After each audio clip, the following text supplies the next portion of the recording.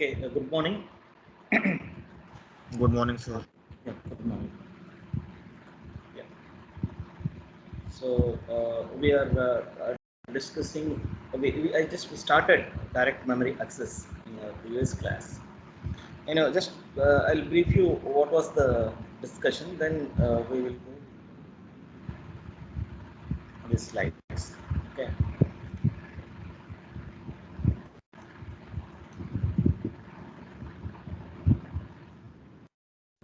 Yes. So this is the case. Uh, Suppose we have some devices and the devices wants we have a device and the device wants to send a huge amount of data to the main memory. Usually it will take IO interface. First it will transfer to the IO interface. From that it will be transferred to CPU. In CPU any one point of contact like accumulator kind of thing, a register can be used. From this it will be forwarded to the main memory. Okay, so suppose for a single data it's okay, this procedure is okay, but bulk amount of data to be transferred, then if we take this path, then this path will affect CPU's performance, because it is just a data transfer. So CPU nothing to do with that, nothing to do with the data. So we are wasting CPU. We cannot engage CPU for some other work. During this process we cannot engage CPU for any other work. So during the for the entire data to suppose some 1 megabyte or 1 gigabyte of data to be transferred from device to main memory. So till that data gets transferred, the CPU may not be useful. So that's the issue in usual scheme, whether it's a programmed IO or interrupt IO. That's the problem. So a bulk amount of data, whenever we want to transfer between devices and memory, then we can go for direct memory access scheme introduced by Intel. Okay, so they've introduced this concept. So directly the device and memory can interact without passing through CPU. So that's the idea. That's why it's called as direct memory access. The devices can directly access the memory. Okay, but this will come at the cost of one extra processor. IO devices cannot do direct transfer. They need a master. They need a controller. That controller is called as a DMA controller. Controller to do this operation, and let us take have a CPU. We have for example, we have a memory here. We have a CPU here. We have a CPU here. We have IO interface. We have a device. For example, let me take only one device, and we need a controller. This controller is called as a DMA controller. DMA controller. A257. A257 IC from Intel. It is acting like a DMA controller. It is a DMA controller IC from Intel. Okay, they only introduced this concept. Okay, right. Now we need this controller. Okay, right. Now what happens is, whenever the device wants to transfer some bulk amount of data to the memory, first it will inform the DMA controller, like we want to transfer some amount of data to memory. Okay, right. Then what will happen? DMA controller will send a request to the CPU, bus request. This is called bus request. A bus request will be sent to CPU from a DMA controller. So why it is sending a bus request to CPU? Because CPU is the only one which owns all the address data control bus. Combined it's called system bus. So take a note, system bus means address bus, data bus, and control bus. All these bus are with CPU. In the overall system, all these bus are with CPU, and CPU is the owner. So DMA controller is requesting all this bus, address bus, data bus, and control bus. So it requires, so for that it send a request signal to the CPU. Suppose CPU accept this request, then it can send acknowledgement, grant, bus grant, it can send acknowledgement. After that, it will hand over the bus or everything to the DMA controller. Now DMA controller will take that bus and it can connect, it can establish a connection between memory and device. So it will establish memory and device. So through this, through DMA controller, the thing will happen. So during this bulk amount of data transfer is happening, CPU may be engaged with some other work. That some other work may not require bus related activities. Okay, so CPU can be engaged some other work. Whenever the transfer is over, again DMA controller will send a signal to the CPU. I have completed. Now you take back your bus. That kind of signal will come in the form of interrupt. So upon receiving this signal from the DMA controller, it will take back its bus. Okay, so the idea is, initially this is a master. Once the bus request comes, the master may take a decision whether to allow or not. Suppose it sends grant signal, then the master status will be transferred to DMA controller. Now DMA controller will act like a master, and it will take care of data transfer between the devices to the memory, or vice versa, from memory to the devices. So this master role is a temporary for DMA controller. Then once the transfer is over, the master role again CPU will take back.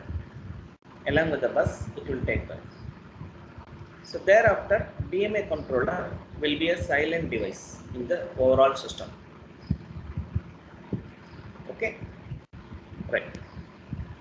Suppose we want to transfer only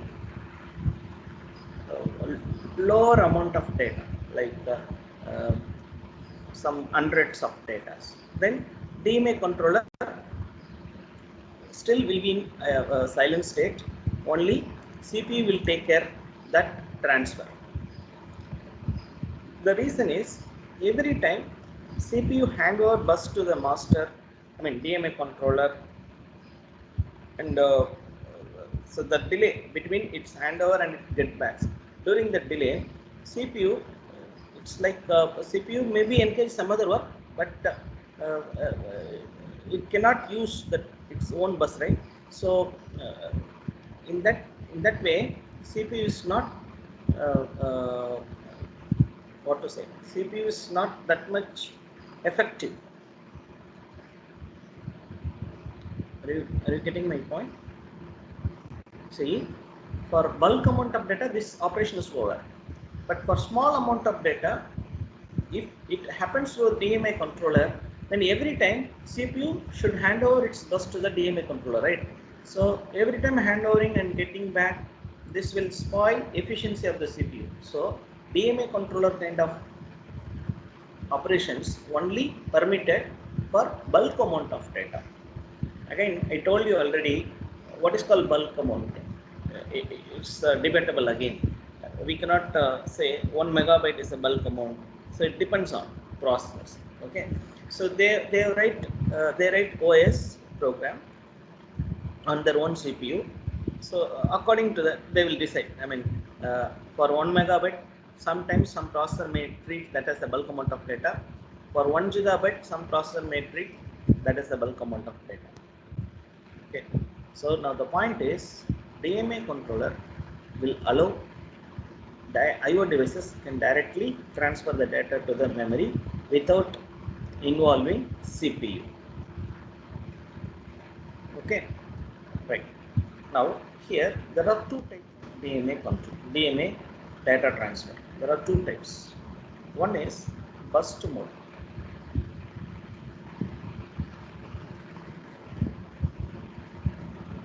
In the bus to mode,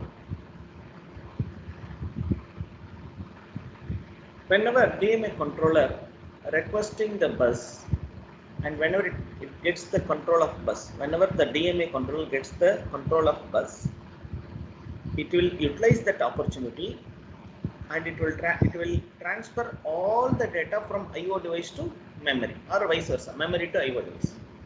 So burst means the data transfer in a single cycle. So bulk data transfer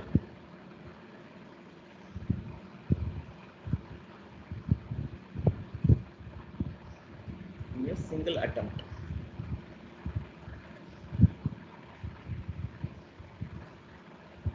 So it will take the bus from the CPU, it will complete the data transfer, then it will hand over. Okay. So between CPU will not get its bus. Second is cycle steering. In the cycle steering method, the bulk data, anyhow, bulk data has to be transferred from IO to memory or memory to IO. But DMA controller will not do in a single cycle. It will do this transfer in multiple cycles. So it will take first data, it will transfer. If required, CPU can disturb the DMA controller, it can take back its bus. Once CPU completes its bus, then it will hand over the bus back to the DMA controller. Then DMA controller can do second data transfer. So what I am trying to say, the cycle steering method of DMA data transfer, CPU anytime can disturb the DMA controller and it can take back its bus for its immediate requirements. Suppose CPU may need other requirements, which other operations which need the service of bus, its address bus or its data bus, then it will send a signal to DMA controller, release my bus back. Then after completing its immediate requirements, once the things are over, it can hand over the bus back to DMA controller.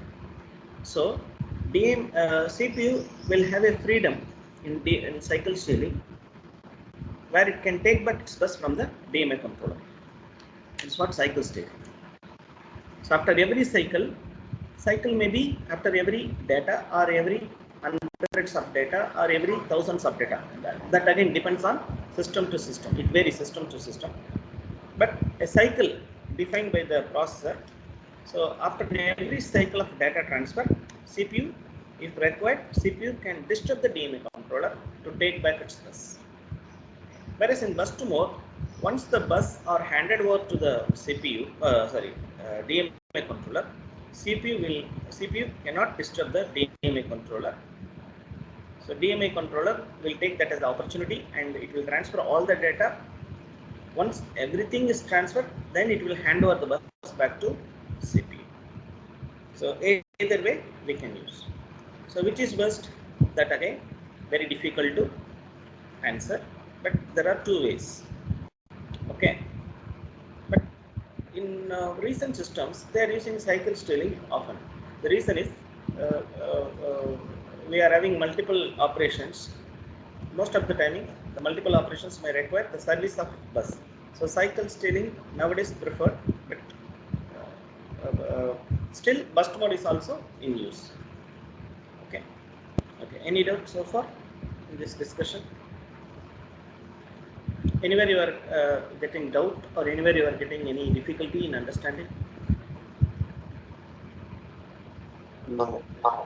Okay. Thank you. Now let us go to the slides. So just quickly let me go through the slides.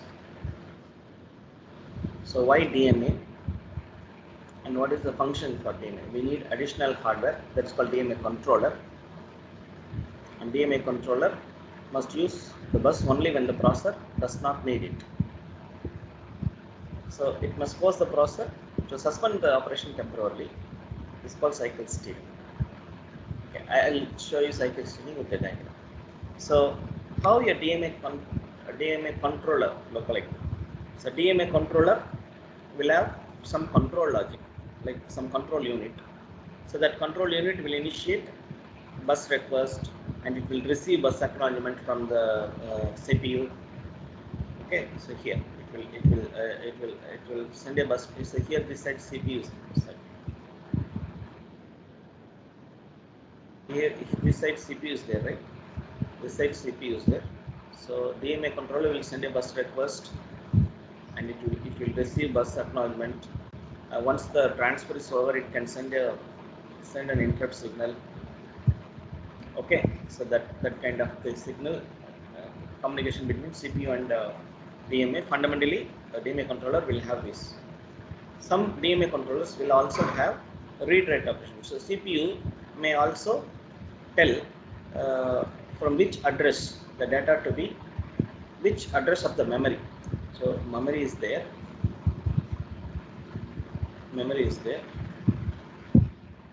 Suppose this portion, say 1 megabyte. 1 megabyte portion is there. Suppose starting address is 1000, for example, just for understanding sake. Let me take 1000 to 1 megabyte.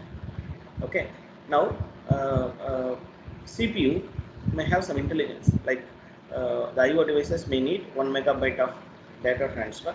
Then the starting address of the memory, it will be stored in the address register. So from where the IO devices can put the data. Okay, and 1 megabyte, right? That count 1 megabyte will be stored over here. Fine. So from IO devices, the data will be coming to data register. Then it will be transferred to memory. After every data is transferred, the count may be decremented. And once the count become 0, DMA controller will send interrupt signal. Okay. So this process from IO to memory, it is a write process, right? So for that write signal may be initiated by the CPU.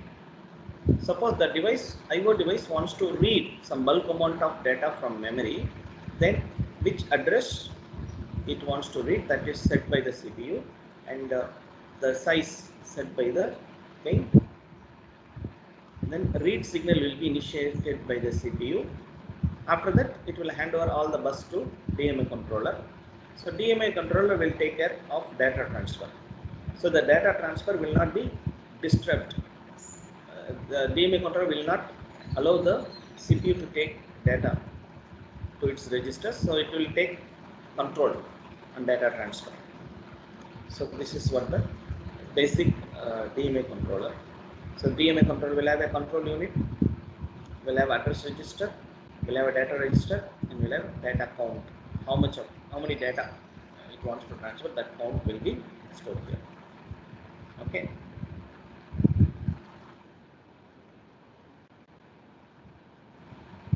So whatever I told you, the same things are mentioned here.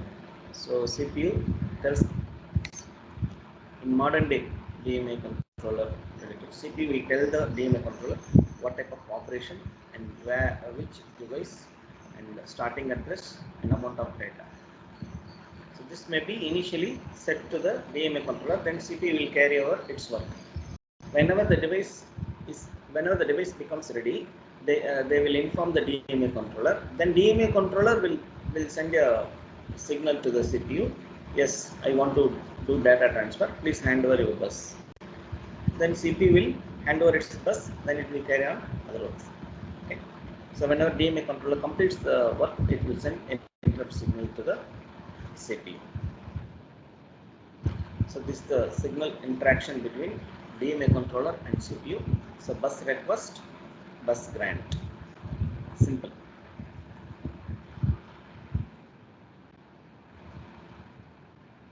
So as I told you, there are two modes of data transfer. One is burst mode, another is cycle stealing mode. Again, same thing. What is the role of address register? What is the role of word count register? What is the role of control register? Those things are discussed in this slide. So detailed diagram of DMA controller connection with CPU. So if you see this, it will be very easy. So CPU connected read signal with the DMA controller, write signal with the DMA controller, address signal, data signal. Then random access memory, that is main memory, and this IO device. So whenever the IO device is ready, it can send a DMA request. The DMA controller will send back the IO device only after it receives. Okay, I'll tell you the steps. Whenever the device is ready, this is the first step. It will send a request, DMA request to the IO device. Upon getting that, DMA controller will send bus request. This is the second. Please try to understand the flow. First step is the device will send DMA request. Then second step, upon receiving that, DMA controller will send bus request.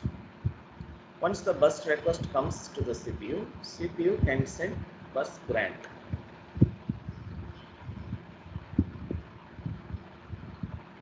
Once it gets the bus grant, CPU will hand over the address and data bus to the direct DMA.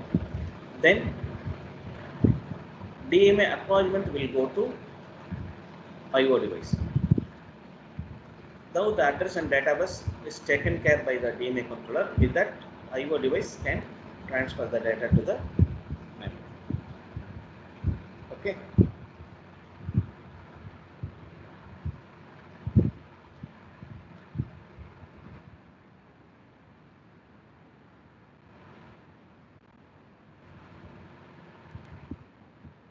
This is called cycle stealing. So for example, here the cycle stealing is given after every instruction. So CPU takes one instruction from memory, fetching, and it will decode the instruction. That time CPU may disturb the DMA controller to take back its bus. Listen carefully. CPU fetches the instruction. Initially, the bus is with DMA controller.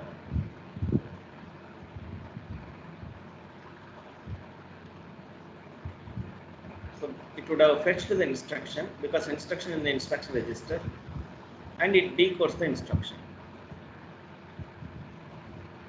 It has to fetch one more, that is operand. It has to fetch. Then CPU wants to fetch one operand. Then it can send a signal to the DMA controller. I want my bus back because I am going to fetch operand. So DMA controller will hand over the bus back to to CPU. So CPU will fetch the operand, and it will give back the bus. Once the operand is fetched, already opcode is fetched. So based on that, it will execute that instruction.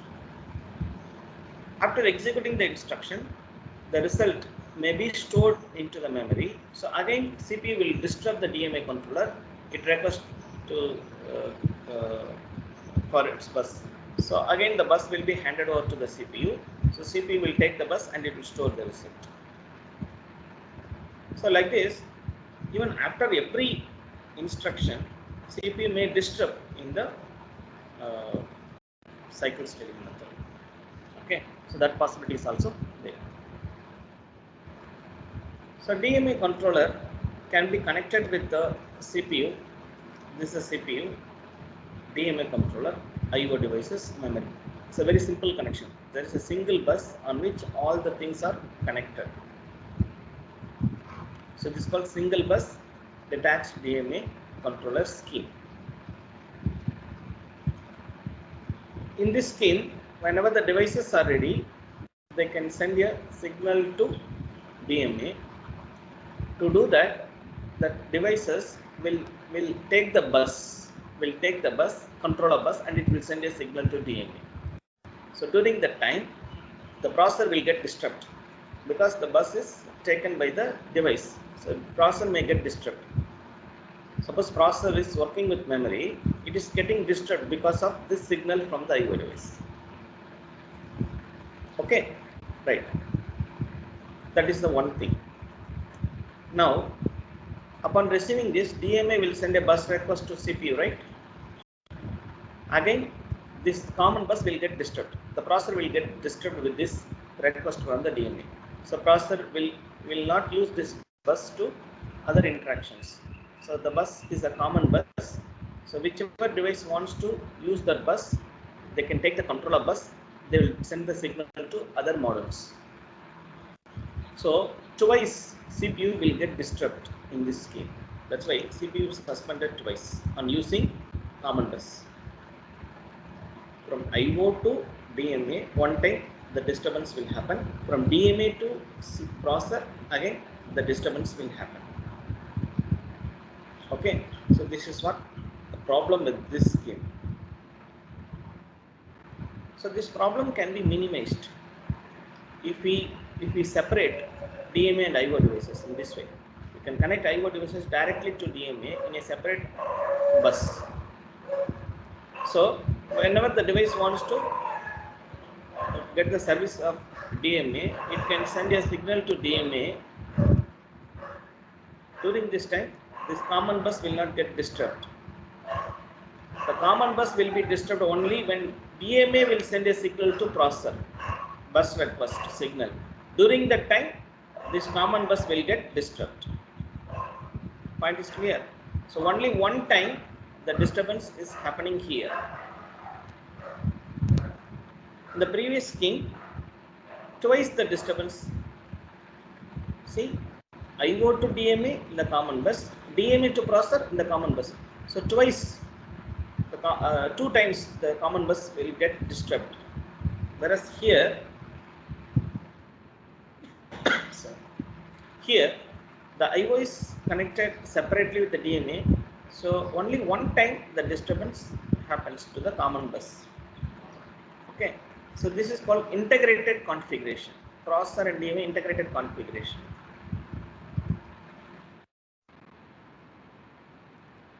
There is a third scheme. So what is the problem with the second scheme? The problem with the second scheme, look here, we may need multiple DMA controllers. The reason, we have many IO devices, and suppose there are different operating speed, then we may need separate DMA controllers specific to some IO device, one DMA controller. These two are all same speed devices, they can be connected to one DMA. So this type of configuration requires two DMA controllers, because the IO devices are not common, they are all different. They are all different in operations. So that's why they are using separate DMA controllers.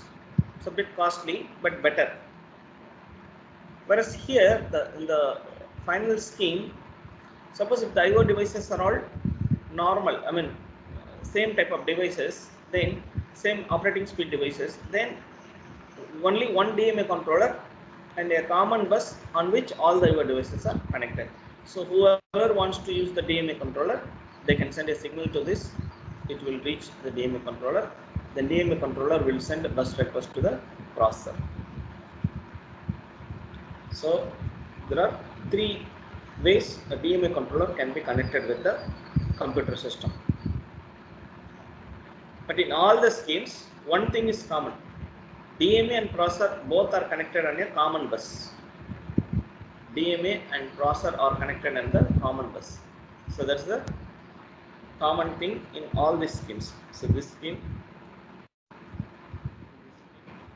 if you notice, in all these schemes, DMA is connected with processor on a common bus. But whether the IO devices, how the IO devices are connected with the DMA, whether we are using only one DMA in our system, or whether we are using multiple DMAs, or whether we are using separate bus with multiple devices, single DMA. So by these ways, there are different configurations we have in our computer organization. Okay.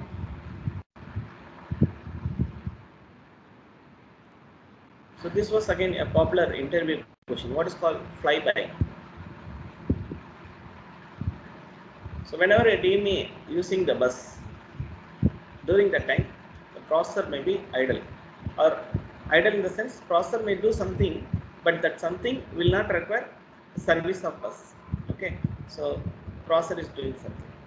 When processor is using the bus, DMA is supposed to be idle, right? So this is called flyby. Okay, clear? And we are not using any memory in the DMA chip.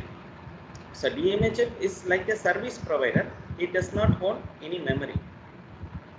Okay, so that's the one thing. And second thing, uh, between two I/O ports, between two I/O devices, they want to have interaction.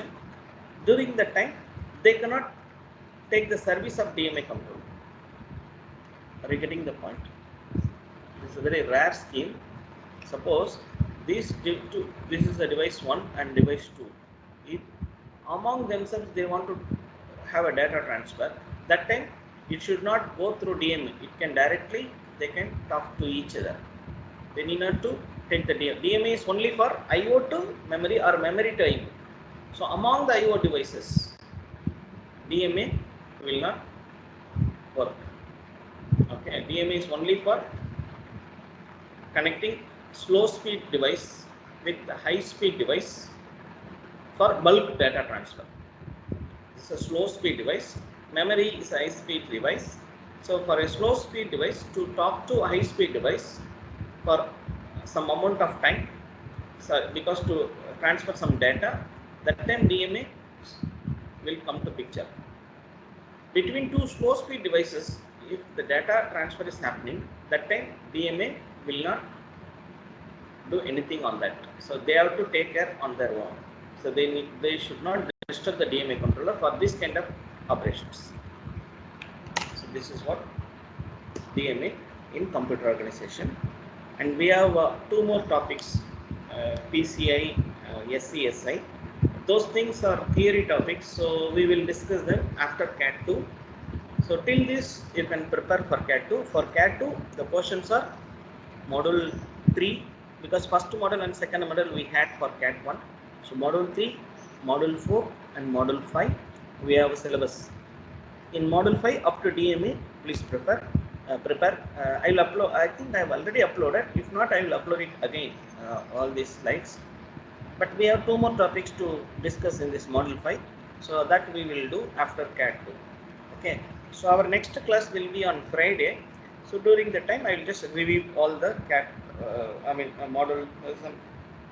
I just revise the CAT 2 syllabus. So any doubts so far?